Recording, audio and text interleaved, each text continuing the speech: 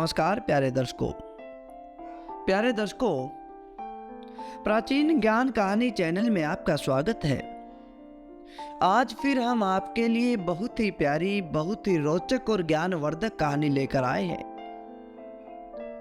प्यारे दर्शकों, यमराज की ये 4 बातें अगर आप जान लोगे तो जीवन में कभी भी दुख नहीं आएगा।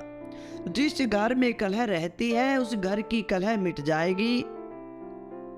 कभी भी आपको नरक नहीं भोगना पड़ेगा, कष्टों से छुटकारा मिल जाएगा। प्यारे दर्शकों, यमराज की ये 4 बातें हर एक आदमी को अपने जीवन में उतार लेनी चाहिए, हर एक घर में लागू कर लेनी चाहिए। प्यारे दर्शकों,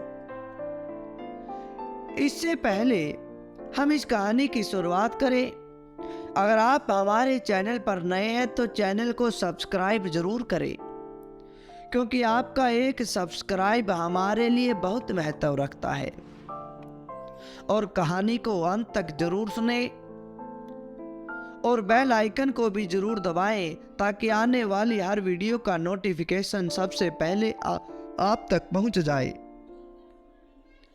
प्यारे दर्शकों, आइए शुरू करते हैं आज की बड़ी ही प्यारी, बड़ी ही ज्ञानवर्धक ये कहानी, जो हमारे जीवन को, जो हमारे घर को स्वर्ग बना देगी। दर्शकों, एक बार की बात है, किसी गांव में एक बड़ी ही बुजुर्ग महिला रहती थी। बड़े ही धार्मिक विचारों वाली थी, हमेशा प्रभु की भक्ति किया करती थी, हमेशा प्रभु की भक्ति में लीन रहती थी। प्यारे दर्शकों, एक दिन उसकी मृत्यु हो जाती है। जब यमराज उसकी आत्मा को लेने आए तो उस बुजुर्ग औरत ने यमराज से पूछा कि आप मुझे कहाँ लेकर जाओगे? मुझे स्वर्ग में लेकर जाओगे या फिर नरक में लेकर जाओगे? यह सुनकर यमराज ने कहा कि तुम्हें इन दोनों जगहों में से कहीं भी लेकर नहीं जाऊंगा। तुमने अपने इस जन्म में बहुत ही अच्छे कर्म किए हैं, बहुत ही पुण्य कमाए हैं, इसलिए मैं तुम्हें सीधे प्रभु के धाम लेकर जा रहा हूं, जहां तुम अपने प्रभु के चरणों में रहोगी, क्योंकि तुम एक नेक दिल इंसान होने के साथ साथ भगवान की बहुत ही अनन्य भक्त भी हो। इतनी बात सुनकर वह महिला खुश हो जाती है और कहने लगती है कि इसके लिए आपका बड़ा ही धन्यवाद, परंतु मेरी आपसे एक विनती है। मैंने धरती पर कुछ लोगों से स्वर्ग और नरक के बारे में बहुत सुना है, इसलिए मैं एक बार स्वर्ग और नरक दोनों जगहों को देखना चाहती हूँ, ताकि मैं इन दोनों का अंतर समझ सकूं, इन दोनों में क्या फर्क है इसे जान सकूं। प्यारे दर्शकों, यमराज ने उस महिला से कहा कि तुम्हारे बहुत ही अच्छे कर्म हैं, इसलिए मैं तुम्हारी यह इच्छा पूरी कर देता हूँ।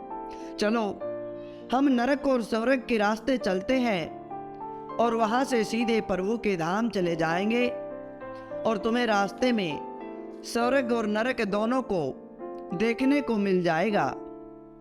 प्यारे दर्शकों, वे सभी प्रभु के धाम की ओर चल पड़ते हैं। रास्ते में सबसे पहले नरक आता है।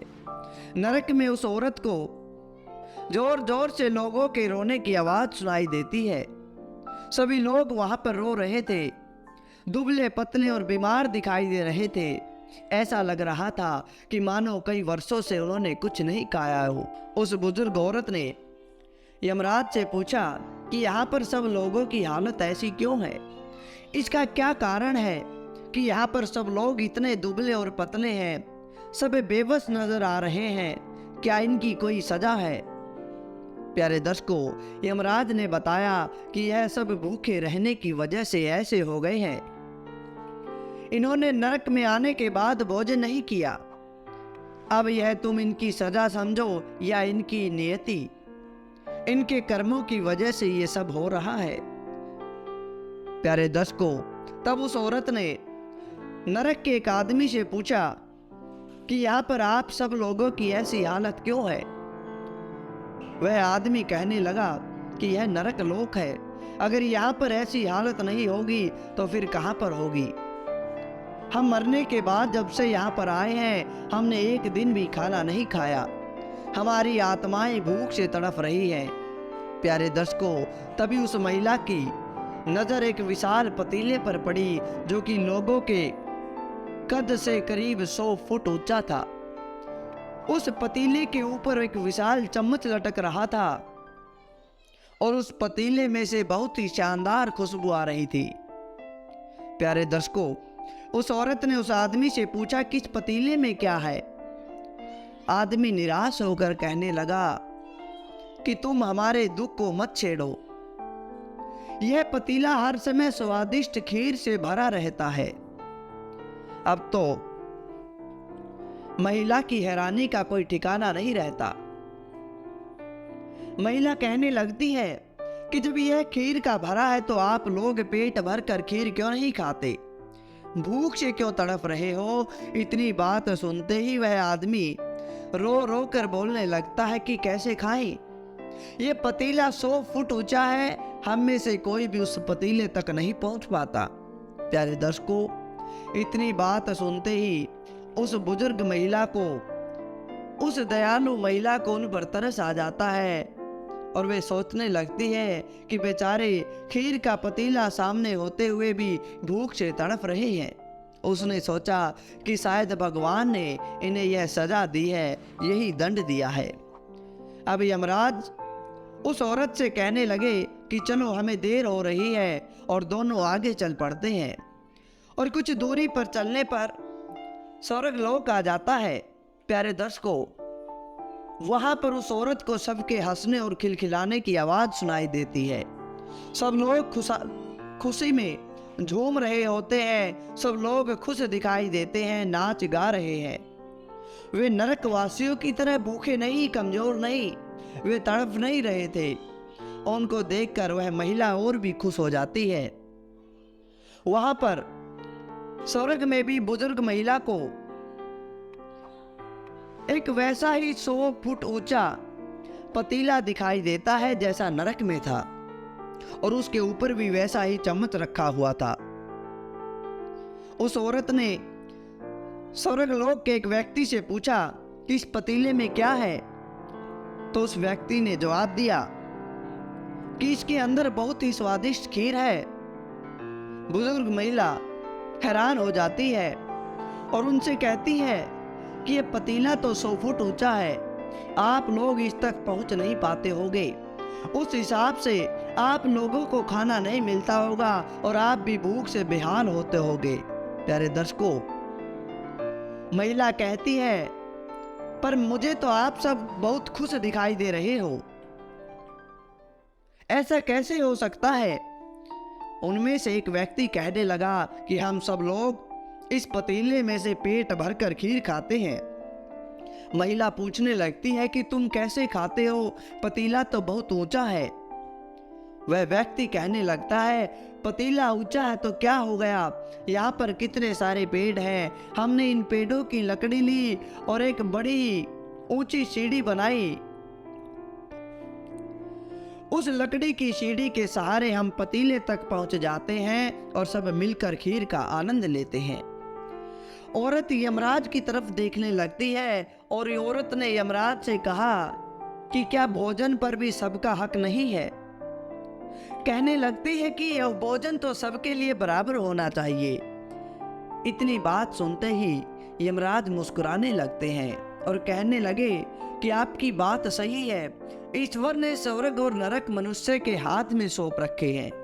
चाहे अपने लिए नरक बना ले, चाहे अपने लिए स्वर्ग बना ले, ईश्वर ने सबको एक समान हालत में डाला है।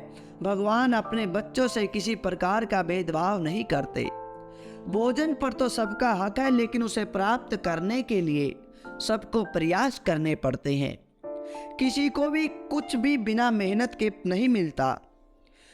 यमराज ने काफी ऊंचाई पर रखे हुए खीर के पतीले की तरफ इशारा किया और बताया कि उसमें कभी न खत्म होने वाली खीर का भंडार है। ऐसा ही एक पतीला नरक में भी है। इस खीर के पतीले तक पहुंचने के लिए सभी लोगों को साथ में आकर एक दूसरे की मदद करके आपस में प्रयास करने पड़ते हैं, तभी खीर के पतीले तक पहुंचना संभव होता है। बिना लोगों के साथ के, बिना आपस में मदद किए इस पतीले तक पहुंच पाना असंभव है। वहाँ नरक में भी पेड़ पौधे हैं, वहाँ पर सब लोग खुद आलसी है, कोई कर्म नहीं करना चाहते, मेहनत नहीं करना चाहते, इसलिए वहाँ के लोग भूख से बेहाल है। नरक के लोग आलसी है, ईर्ष्यालु है, किसी भी एक दूसरे की सहायता नहीं करते, एक दूसरे से चिढ़ते रहते हैं। अगर कोई व्यक्ति किसी तरह उस खीर के पतीले तक जाने की कोशिश करता है तो उसकी टांग खींचकर उसे भी नीचे गिरा देते हैं और कहते हैं कि कोई उनके होते हुए उस पतीले तक कैसे पहुंच सकता है। ऐसा करते करते नरक का कोई भी व्यक्ति खाने तक नहीं पहुंच पाता। वहाँ के सभी लोग बिना कर्म करे ही फल चाहते हैं, साथ ही वह एक दूसरे से ईर्ष्या करने वाले हैं, केवल अपना भला चाहते हैं, मतलबी है, इसलिए उन्हें खीर अपने हाथ में चाहिए, इसलिए वे सब भूखे हैं, कमजोर हैं, लाचार हैं, यही उनके कर्मों का फल है। किंतु स्वर्ग में रहने वाले लोग अच्छे मेहनती हैं और वह अथक प्रयास एक दूसरे की सहायता करते हैं। उन्होंने पेड़ों की लकड़ी ली, उसको काटकर विशाल सीढ़ी का निर्माण किया और उस सीढ़ी के सहारे वे लोग पतीले तक पहुंचते हैं और सब मिलकर खीर का आनंद लेते हैं, हंसी खुशी जीवन व्यतीत करते हैं। प्यारे दर्शकों, ऐसा ही असल जिंदगी में होता है। जो कर्म करते हैं और लोगों का हित चाहते हैं, एक दूसरे की सहायता करते हुए आगे बढ़ते हैं, वे सदैव खुश रहते हैं, जीते जी स्वर्ग भोगते हैं। यही तो ईश्वर की बनाई इस दुनिया का नियम है।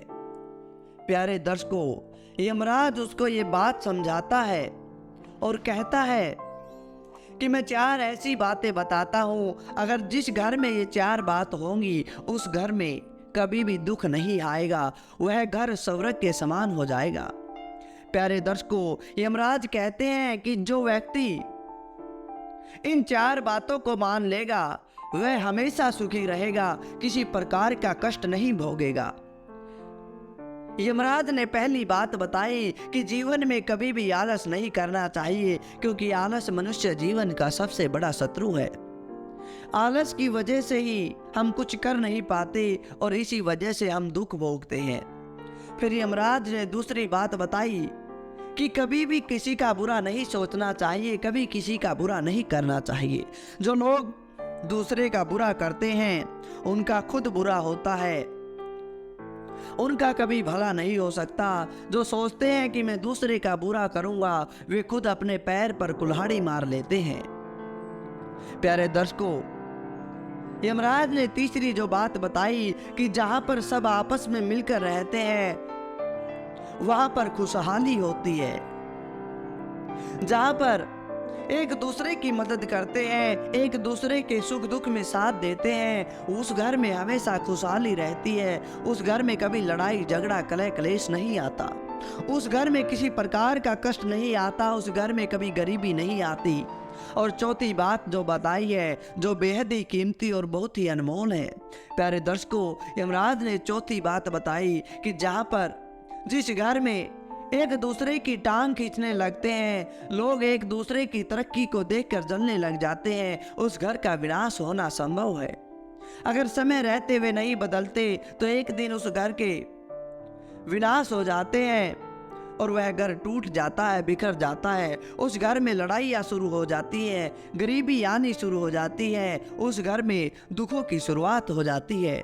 प्यारे दर्शकों, ये बात यमराज ने जब बताई तो उस महिला को समझ में आ गया कि जो ईश्वर ने बनाया है वह सही बनाया है। ईश्वर की बनाई इस दुनिया का नियम भी यही है कि जो कर्म करेगा, मेहनत करेगा, उसी को मीठा फल खाने को मिलेगा। स्वर्ग के सपने छोड़ दो, नरक का डर छोड़ दो, बस आपकी वजह से कभी किसी का दिल ना दुखे, इतना सोचो, बाकी सब मालिक पर छोड़ दो, आपके कर्मों का फल आपको अवश्य मिल जाएगा। तो प्यारे दर्शकों, यह थी आज की बड़ी ही ज्ञानवर्धक कहानी।